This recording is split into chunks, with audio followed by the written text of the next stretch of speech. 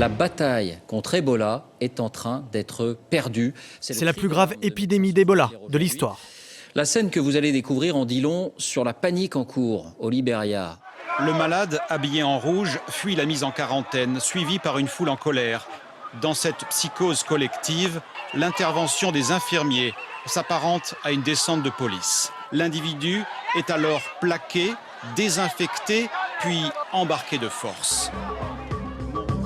Près de 3000 victimes, des hémorragies foudroyantes, pas de vaccin, des médicaments expérimentaux.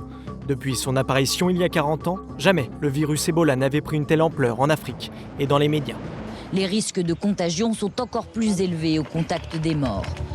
Selon un récent sondage, 62% des Français estiment que le risque de pandémie mondiale est élevé.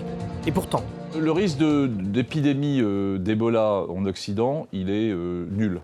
C'est un peu un phénomène médiatique. Pourquoi ? Parce que un des grands succès de la médecine a été les antibiotiques et puis de façon plus récente les antiviraux contre le VIH et les hépatites.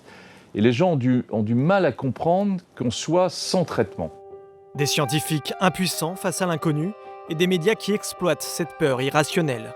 Pour mieux l'illustrer, on la compare au film Catastrophe.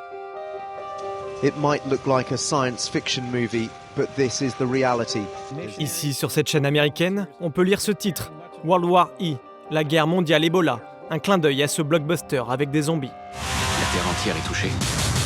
Est-ce qu'il y a des pays qui font mieux que nous? On n'en sait rien.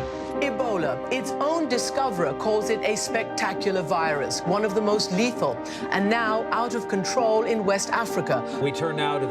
Dans les médias anglo-saxons, le ton est anxiogène et les journalistes se mettent en scène. One doctor recorded a temperature in the suit of 46 degrees centigrade.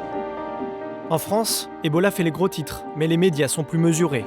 Grand reporter au Monde, Christophe Chatelot s'apprête à retourner au Libéria dans quelques jours.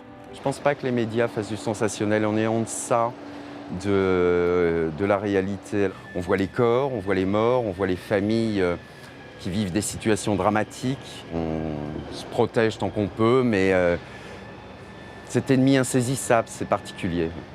Une presse moins alarmiste qui aurait tiré les leçons du passé.